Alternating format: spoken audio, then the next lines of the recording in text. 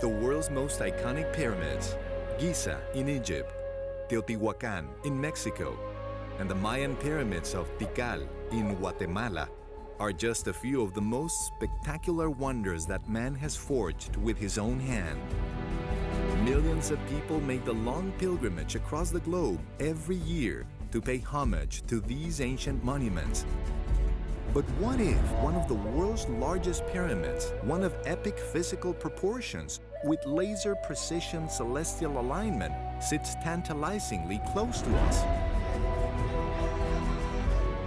Join us over the next hour as we travel to the valley of Puebla, Tlaxcala in Mexico to unravel an ancient mystery involving a 430-year-old map. A map that many historians and archaeologists believe might hold the key to uncovering a sacred pyramidal structure lost to history until now. The following program is made possible by the generous funding support of the Mesoamerican Research Foundation.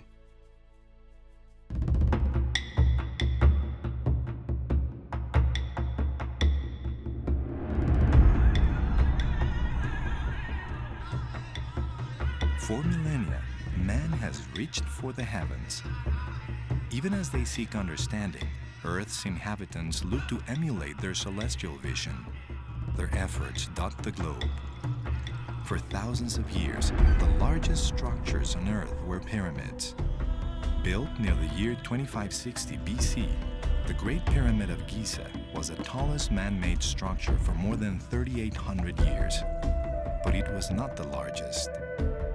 Almost 2,500 years following its completion, and over 7,000 miles away, an ancient people began construction on what would become the world's largest monument, a temple to their gods. The structure, a pyramid, was aligned with the heavens, but its completion was only the beginning. According to archaeologists, the valley of Puebla, Tlaxcala in Mexico holds evidence of hundreds of ancient structures.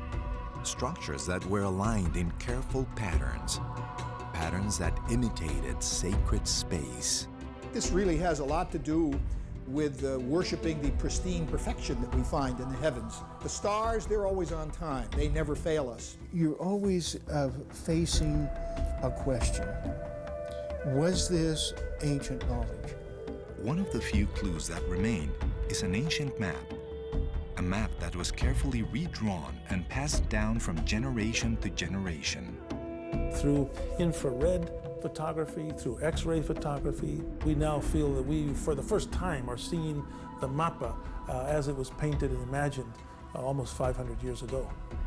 The map contains a mystery, a likeness of one of the largest step pyramids in the world, a pyramid that remains to be revealed as it awaits the day when it will be officially explored.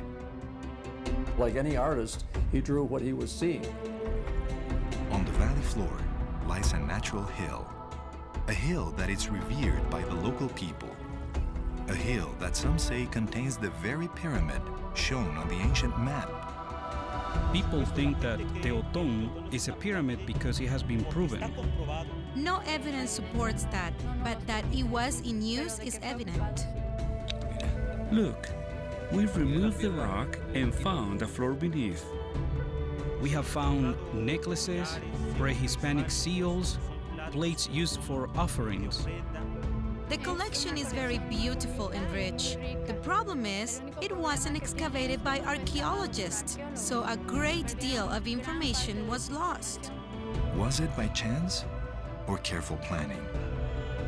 Perhaps only the builders of the world's largest pyramid can tell us. I'm Memo Sauceda.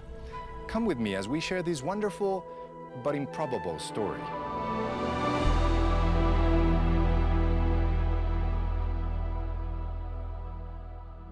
In an obscure Mexican village in the valley of Puebla, Tlaxcala, a most impressive relic to miraculously survive the purge of indigenous religious writings and idols is the Map of Cuauhtínchan. Of the 4 discovered maps there, the Map of Cuauhtínchan number 2, estimated to have been painted 430 years ago, is the most telling.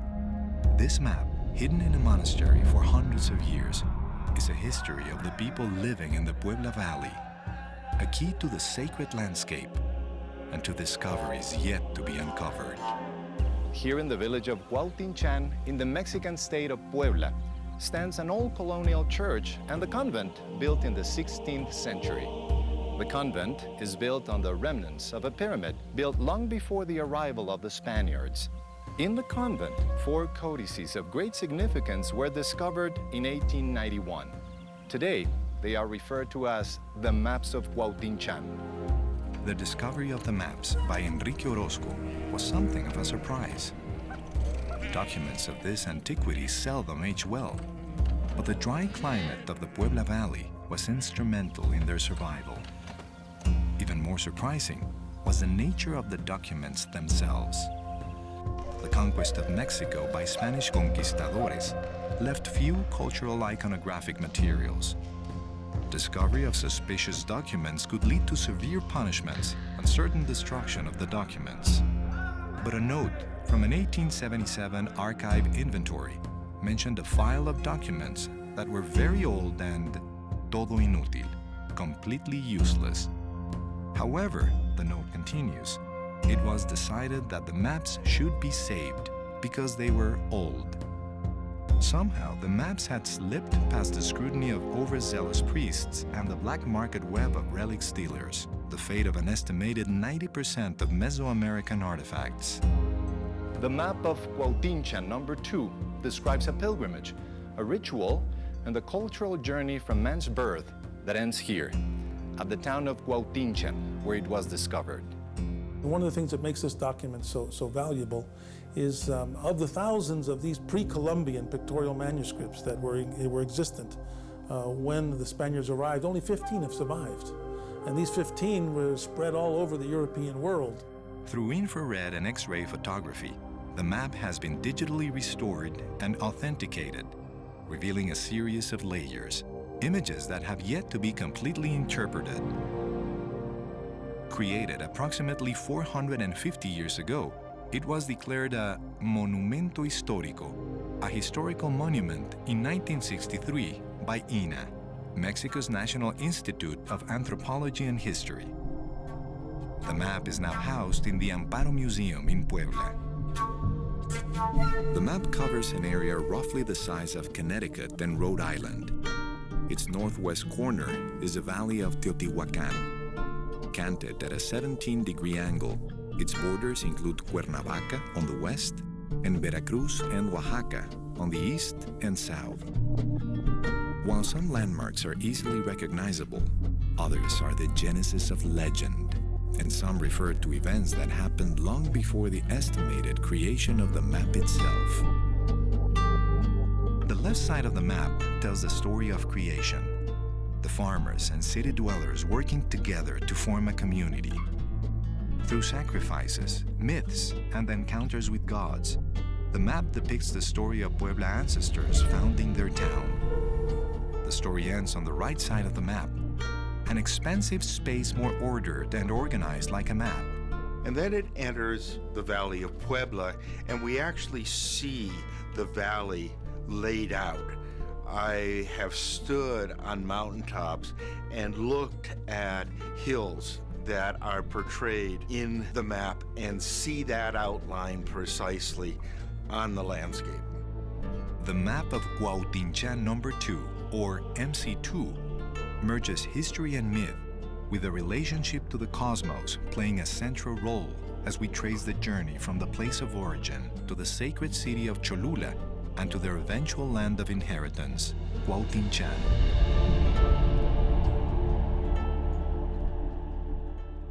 Visitors to modern Cholula see little evidence of what was once one of the largest cities in all of Mesoamerica. The town is dominated by what appears to be a large hill, crowned by a colonial church. What is less obvious is that the hill is actually the Great Cholula Pyramid, the largest pyramid by volume in the world. Cholula was first settled around 1700 BC, a few hundred years after the beginning of the Bronze Age that was spreading across Europe. Little is known of the early villagers, but the area quickly began to gain importance as a ceremonial center. Approximately 100 years BC, construction began on the Great Pyramid. By this time, Cholula was one of Mexico's largest cities. During the Classic period, from the beginning of the Common Era until the year 700, Cholula is expanded to 4 square kilometers with a population of 10 to 15,000 inhabitants. The Great Pyramid is now 600 feet wide and 115 feet tall, with steps on every side to communicate the idea that this man-made replication of heaven was oriented to all 4 cosmic directions and was open to masses of people. A prominent hill in the center of the valley, Teoton, proved a convenient site for observation of the rising sun. In every project, there's a moment of truth. And what happened at Teoton, right there on top of the peak, was that we were measuring Sitio Andrea, which is a small pyramid in front of Tequilleta. And so I put it steadily in the center. Now, measure the azimuth down to the Cholula Pyramid without touching the traverse knob at all. I just simply raised this, no adjustment on azimuth. The crosshairs went straight up the cathedral spire at the top of the Cholula Pyramid. And that alignment basically gave us the first insight as to how the valley was laid out. Cholula is a fundamental site in Mesoamerican history. If one simply observes the layout of the pyramid, where it is located, and the orientation it shows, one immediately realizes that those who conceived the pyramid considered the heavens with much care. Cholula may be where it is, and particularly the pyramid where it is, because originally there was a spring at the heart, and then they built the man-made mountain on top of it. And this gave the cosmogonic reference to legitimize that space.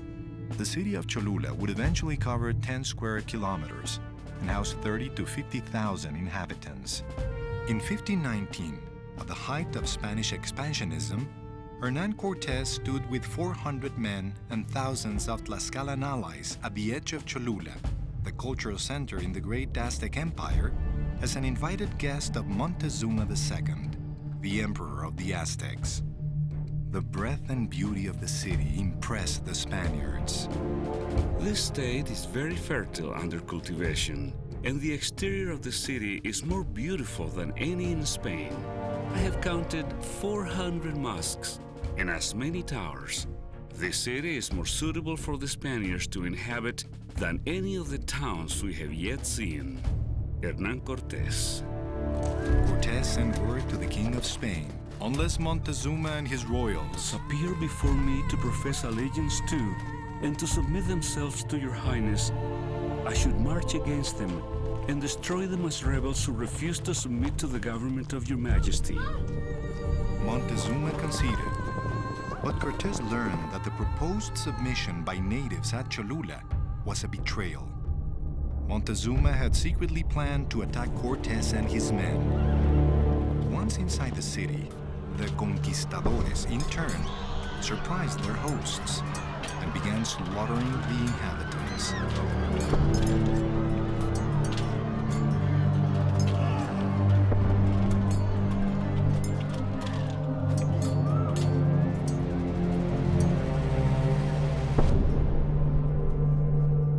Ultimately, the population of Mexico would be reduced from 12 million to just 1 million.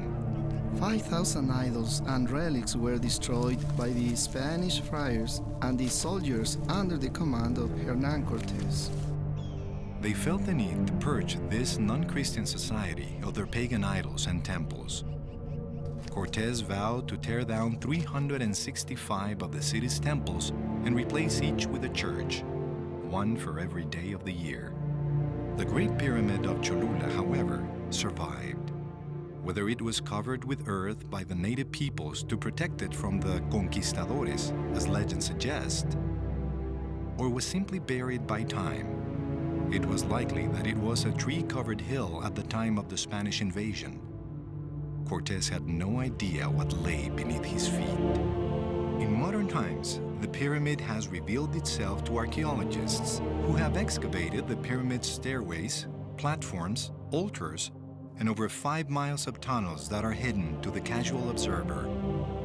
Anciently called Tepanapa, the structure actually consists of 7 overlaid pyramids built over 6 centuries. Although other pyramids are taller, the Great Pyramid of Cholula is the largest by volume in the world. The mountains are revered today just as they were by those who built the ancient pyramid of Cholula.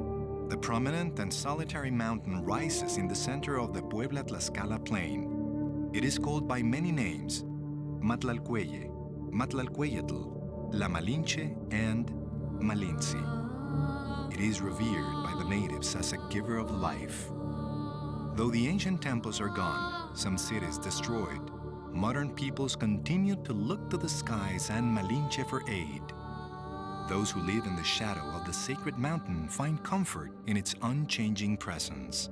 Because of Malinche and great storms that originate from her summit, there are no droughts, no hunger, no poverty, no absence of water. Unlike the fire and ash belching Popocatépetl across the valley, Malinche is a giver of water and of life. To the inhabitants, it is and always has been sacred.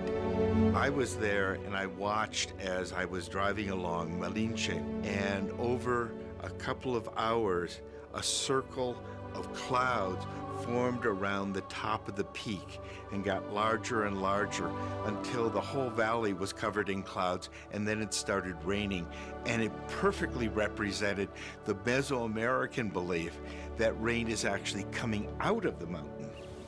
For the ancient peoples of Mexico, the cultivation of maize was a major achievement and was an absolutely essential element of Mesoamerican civilization. After centuries of farming, a method for determining when to plant and when to harvest each year was paramount to their survival. Without the rains from heaven, caught by the sacred mountain Malinche, they would not survive. Throughout Mesoamerican history, in the Maya and the Aztec and the Mixtec tradition, we find this notion of a sacred mountain being right at the center of people's religion. Many people have suggested that the first pyramids were built in order to imitate mountains. We have found from sources of the 16th century that people from as far away as the valley of Toluca hold reverence for Matlalcueyetl. The native peoples of the Puebla-Tlaxcala Valley showed an astonishing level of mathematical understanding. Careful measurement reveals that the Great Pyramid of Cholula was built almost exactly equidistant between the summit of Popocatépetl and the great mountain La Malinche. Was the location of the Great Pyramid evidence of ancient knowledge or mere chance? Well, a lot of people ask me, as an astronomer, how could these people follow the movement of Venus so accurately, and the moon and so on? And I think that, we who are attached to technology forget what persistent observing can do. They did it by naked eye observations with little more than sticks and strings, but they did it persistently, years and years and years. And I think it doesn't take more than really a couple of generations to fix an alignment with the moon or the sun or even Venus. As they studied the rising sun, 2 days became very important to them. In this valley, on a day in mid-May, and again in July, an event occurred called the Zenith Passage. On this day, at high noon, the sun stands directly overhead, casting no shadow. For the native people of ancient Mexico, this was the most important time of the year. On this day, they believed that the sun was most near the earth, ensuring warmth and light for the planted crops. Celebrations accompanied this important date. If you live anywhere between the Tropic of Cancer and the Tropic of Capricorn, the sun will pass overhead on 2 different dates, and it will cast no shadow at that time. So this concept is unknown to us here in far North America, but it's very important in Mesoamerica, particularly because it coincides with the rainy season. In all the memory of my people, we have celebrated the sunrise event at the time the rains begin, with a great meal on top of Teoton. From their celebration feast upon the summit of Teoton, the natives observed a remarkable occurrence. On the day of the zenith sunrise, the day when the sun casts no shadow, the sunrise appears over the summit of La Malinche.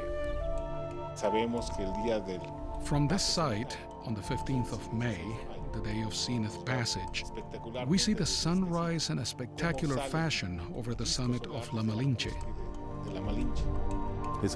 They were able to determine that this was a sacred quality that no other mountain in the country possessed.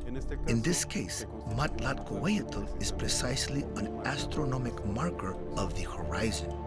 From its height, the natives observed that as the zenith sun rises over La Malinche to strike the summit of Teoton Hill, a shadow appears on the eastern flank of Popocatépetl, and in perfect alignment with the volcano's summit. From this annual zenith phenomenon at Teoton, they then knew that it was time to plant their crops. The rainy season would soon begin. The alignments observed in this valley were matched only in the perfections of the heavens. And so they began to do what peoples have done in civilizations across the globe: recreate this heavenly perfection on earth to create a world in harmony with the gods.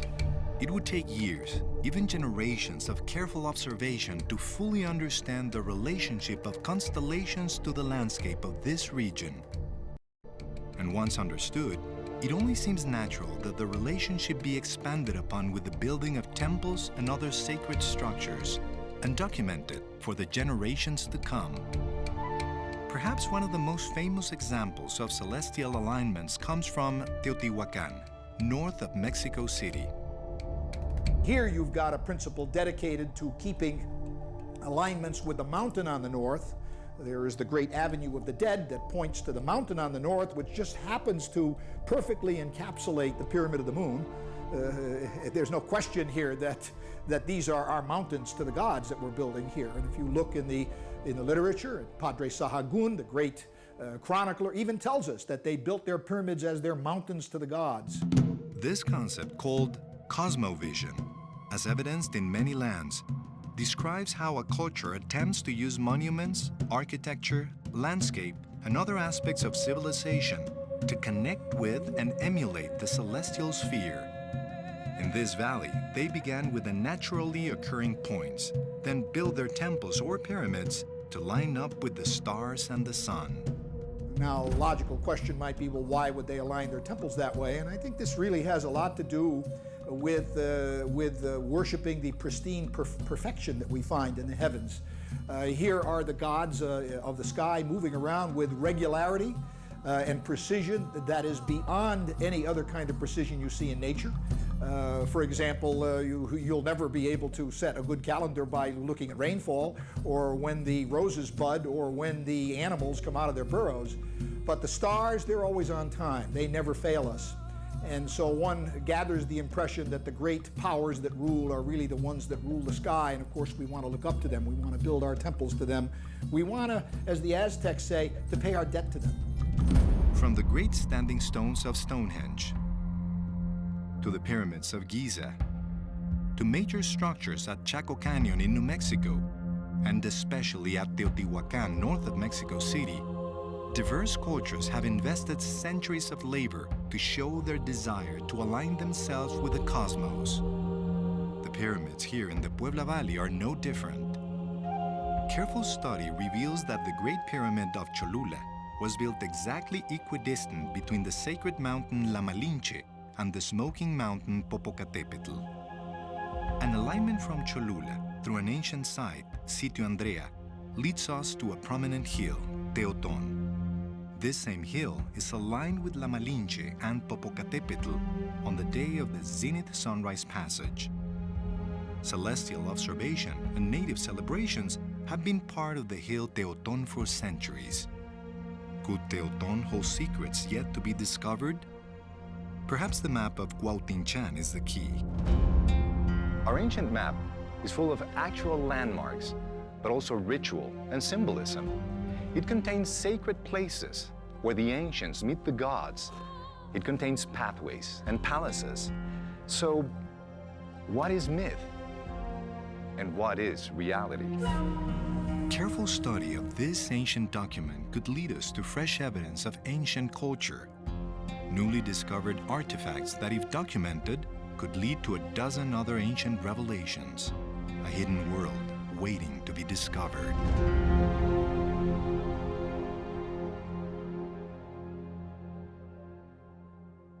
The stunning alignments of the sacred valley of Puebla Tlaxcala are once again evident as we study the new fire ceremony pictured on the map of Cuauhtínchan.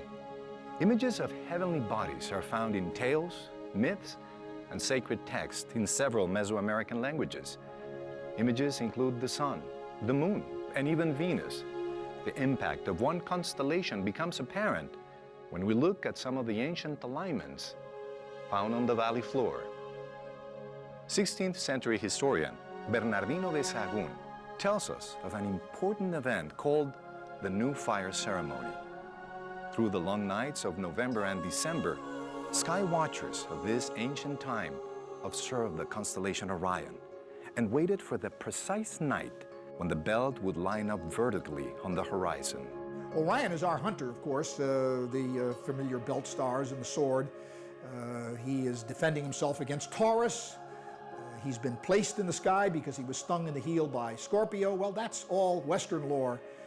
In the Mesoamerican world, the belt of Orion and the sword is the fire drill, the apparatus with which fire was drilled, which of course happened every 52 years. This important ceremony, held every 52 years, was Toshiumolpilia, or the binding of the years. On this night, all fires in the provinces, towns, and houses are extinguished, and the priests observe the sky. 52 is an important number in ancient Mexico because it represents a cycle. 52 pre-Hispanic years is a century for us. En este caso, en el solsticio de invierno, on the winter solstice, the sun began rising in its extreme southernmost point on the horizon, and then it would stop. For the ancient inhabitants of this continent, this represented a great enigma. They thought that the entire universe stopped moving and feared that if this continued, the universe would be destroyed along with the world. And it's a time when you're really hoping the sun is going to come back. A very tense time. I call it one of the hinges in the joint of time when you really mostly do need to pray to your gods for sustenance. The chronicler, Sahagún, described the event as it occurred on a prominent hill. During the last 5 days, preparations for this ceremony began. These preparations involved abstinence from work, fasting, ritual cleansing, ritual bloodletting, destruction of all household items, and observance of silence. From a darkened hilltop, they watched as the three center stars of Orion's belt came up over the horizon in a vertical line. Priest astronomers first saw Alnitak, then Alnilam, followed by Mintaka. They watched as the constellation Pleiades passed overhead and were assured that the world would continue for another 52 years. At this celestial sign, the natives performed a ritual called the Fuego Nuevo, or New Fire. This fire drill ceremony signaled a new beginning. With this ritual, they observed that the sun once again began to move northward. The chroniclers tell us that the Aztecs threw out all of their mats, broke all of their plates, did what we like to do on New Year's Eve, make a resolution, start a new beginning. Very, very important in connection with that, and so is Orion's belt because it's the drill, it's the celestial representation of the sticks that are used to make fire. The priests lit fires across the Puebla Tlaxcala Valley in celebration. A priest would see fires at the pyramid of Cholula, the cleft of Tecajete, on Sitio Andrea, Teotzin, and eastward to the heavens. And one more, as part of the precise alignment, the mysterious hill Teoton.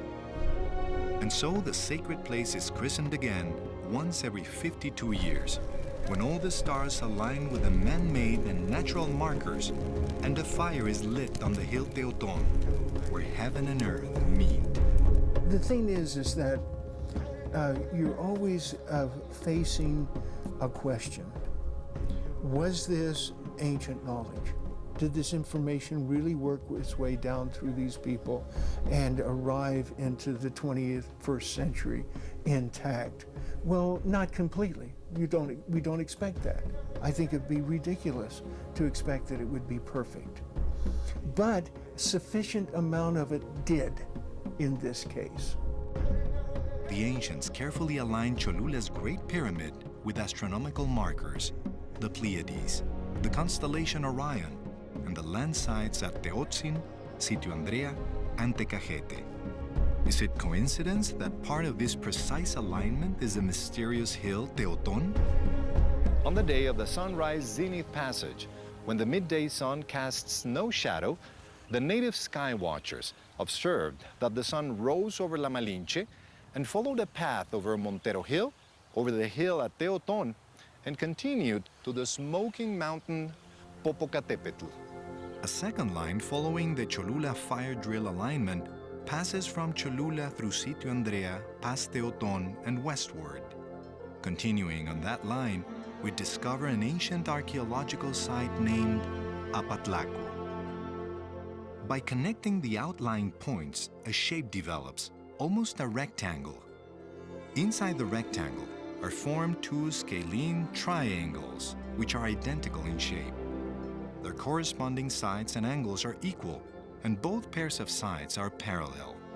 At its centermost point is the hill Teoton. Amazingly, these angles are also measured in square root geometry. These are not approximate measurements, but precise, not an accident of nature, but something carefully and precisely planned and implemented. The Malinche Popocatépetl Zenith Sunrise Passage alignment rules the day. The Cholula, Andrea, Teoton, Apatlaco fire drill alignment rules the night. At Teoton, the domain of the day and the domain of the night converge into one universe. From the hill Teoton, the ancients celebrated the sunrise zenith passage. They also performed fire drill ceremonies as they saw the belt of Orion rise above the horizon. As the native people worshiped the sky and built temples to reflect the heavens, is it possible that they could find a way to bring the heavens to earth? Studies of culture in time and space lead us to believe that we need to take a careful look. Once the cosmic order was realized by the Mesoamericans, recreation of the movement of the stars in terrestrial geography brought about the establishment of spaces and buildings that harmonized with it. This evolved into what we now know as celestography. This is space on the Earth related to the order of the stellar bodies, made divine by the native religion.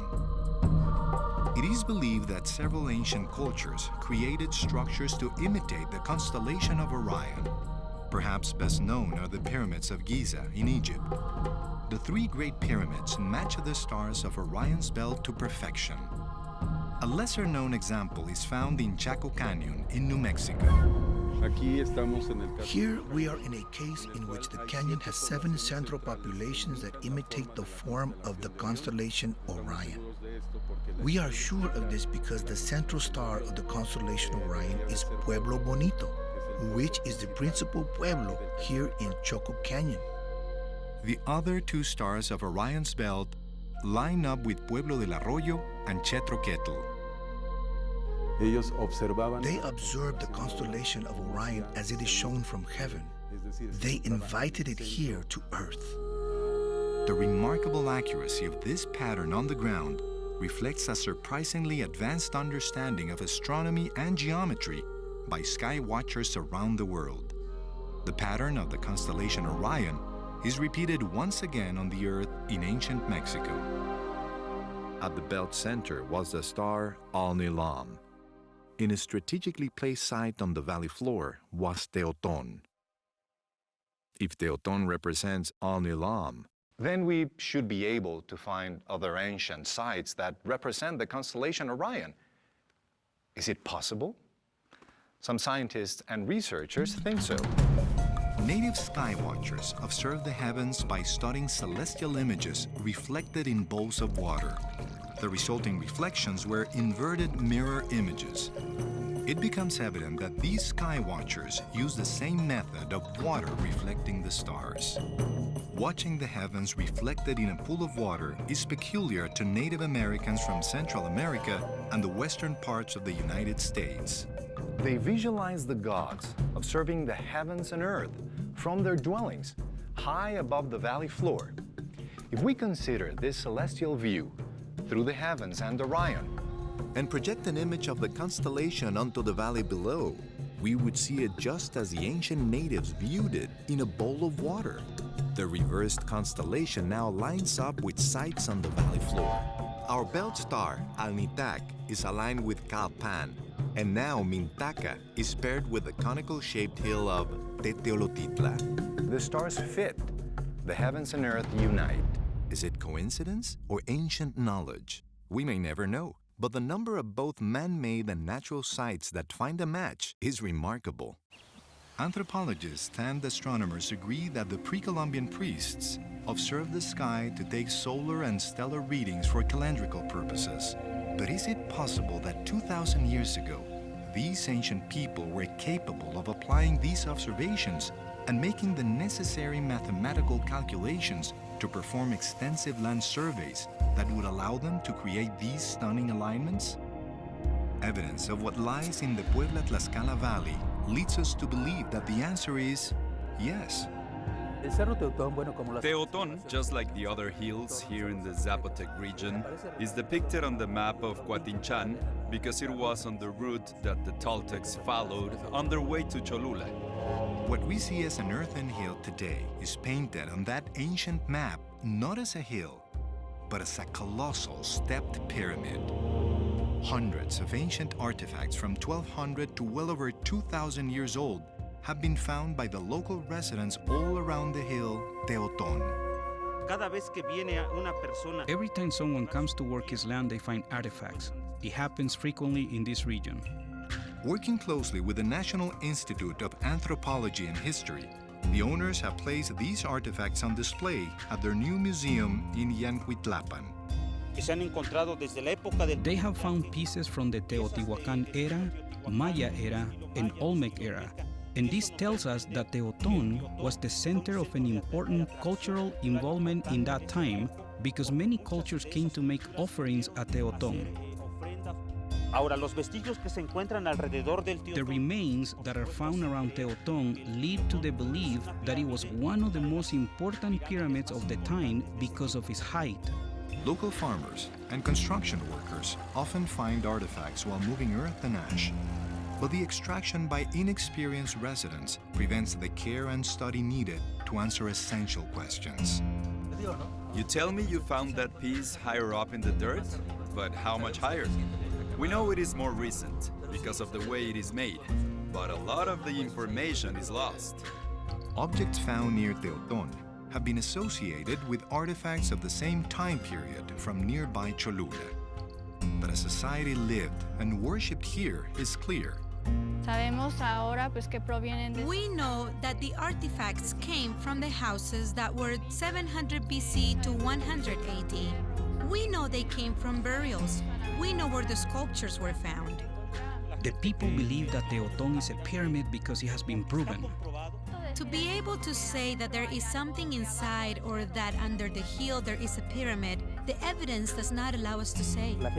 People still speak of it. There is a small chapel on the top of it, and they tell us that before building the chapel, there were fragments and floors and the remains of a temple. When the rains come and cause the dirt to move, you can find the step form of the pyramid and the adobes, which are very similar to the pyramid of Cholula. It wasn't a place where these people simply passed by, performed their ceremonies, and continued on their journey. There are plazas, there are these intricate stones that cover buildings, slopes of temples, which of course, after centuries of being deserted, have become deformed. These stone coverings are proof of human occupation there. There were temples, there were markets, there were even palaces. I've seen the pictures of the locals uncovering laid stone. This is definitely elite style architecture. what it represents, we won't know until we see a much larger extent, but it looks like it's of considerable size. So it certainly appears to be part of something much larger. Could it be a pyramid? Yeah, it could be a pyramid. It could be a palace. We don't know.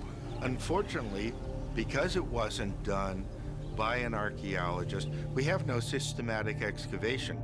So we don't know what this represents at this point.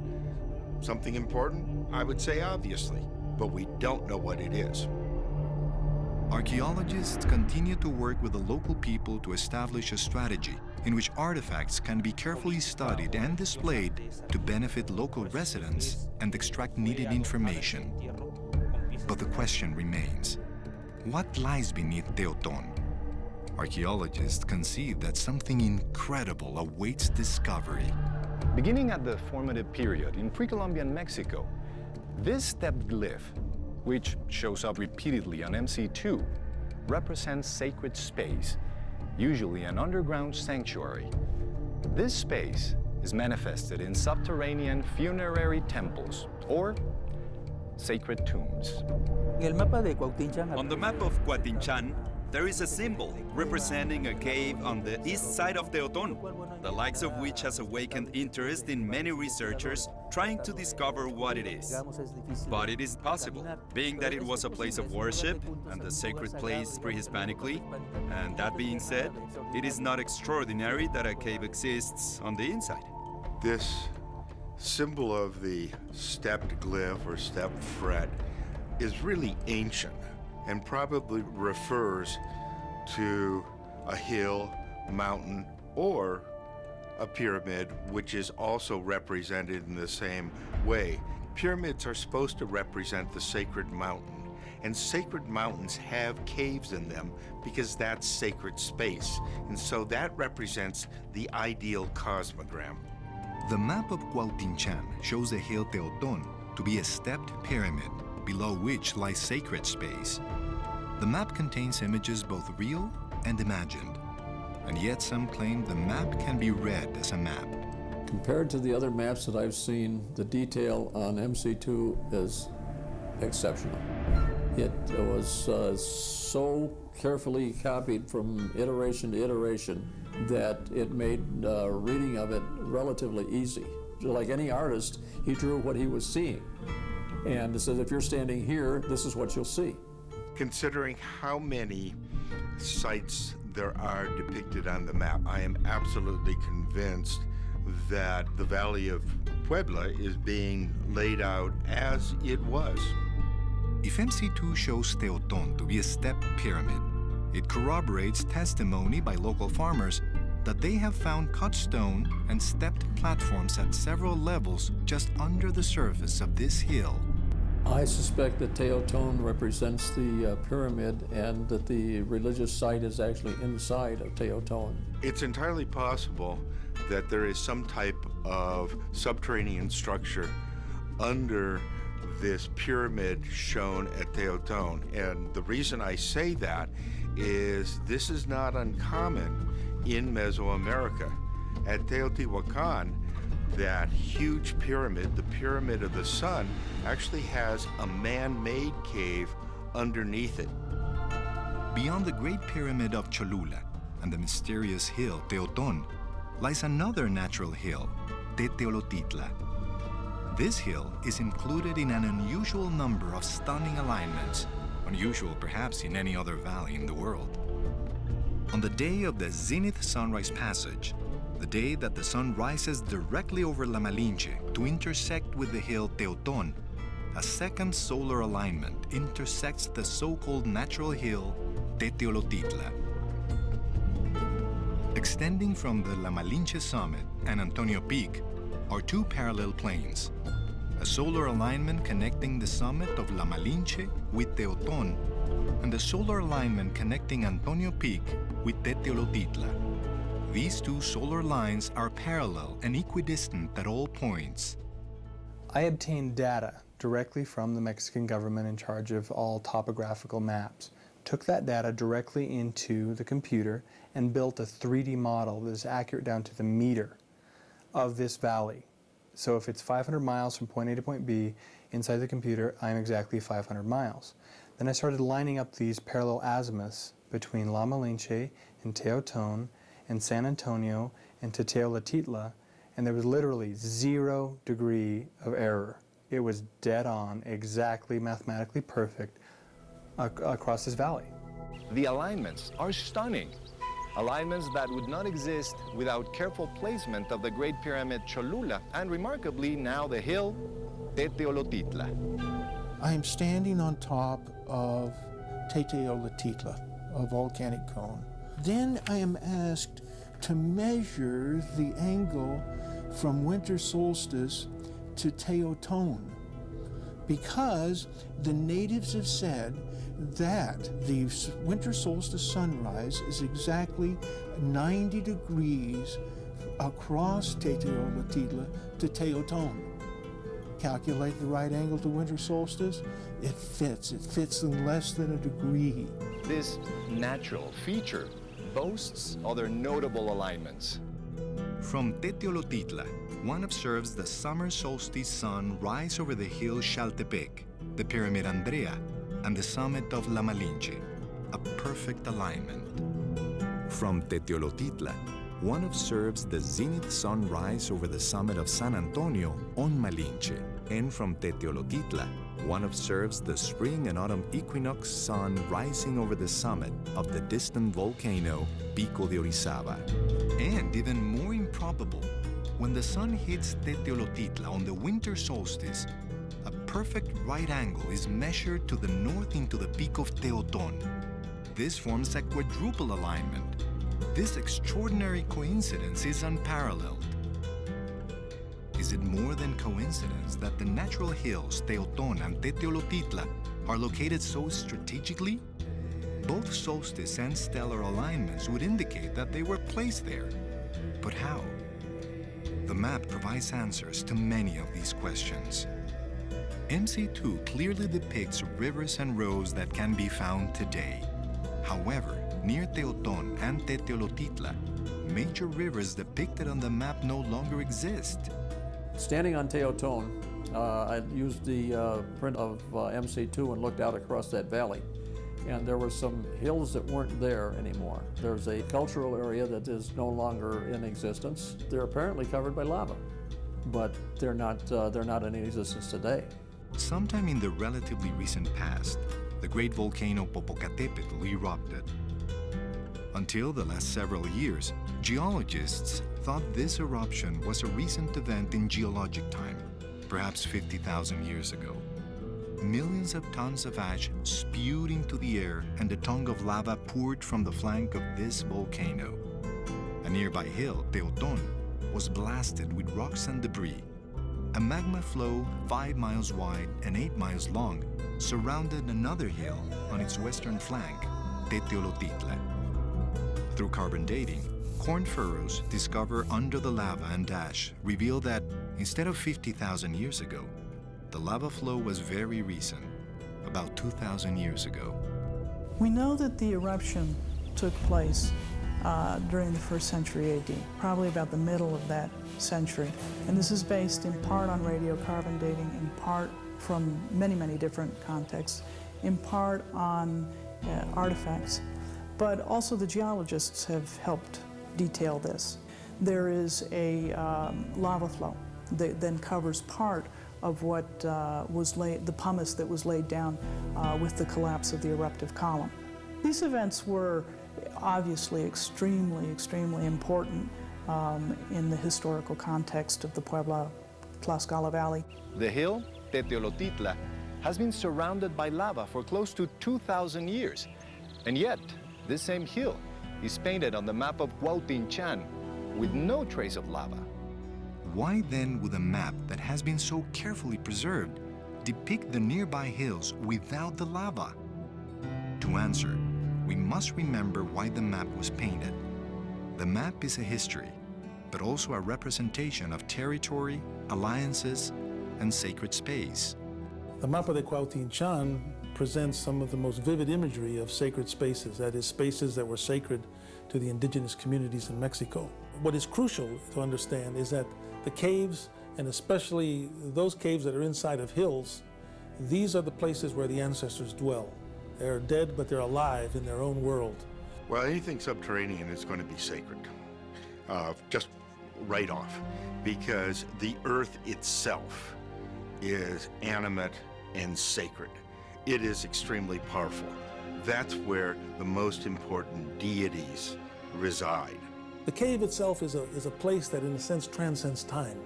And in a sense, they're the places that you want to make pilgrimages to in the future. The map then becomes a mystery in itself. Why would the ancient cartographers not include the lava flow that was present when they inhabited the region? Were they merely true to the original map? Or were there elements in the original of such a sacred nature that they needed to remain intact, even though the landscape had changed? A second possibility is simpler and astonishing to contemplate. Is it possible that the map is a copy of a work that was created over 2,000 years ago? Created at a time before the lava scorched the earth? Yes, it does represent something older. The evidence of that is most likely found in the area around the volcano when it just rearranged the landscape there. Outside of that destruction area, everything else is the same now as it was then. When exactly was it painted? That's a very good question. And I would say that there are a number of possible answers. Because it's rooted in an oral tradition, that could go back millennia even. And so it could be a remembrance of very early conditions, because this material is remembered by people.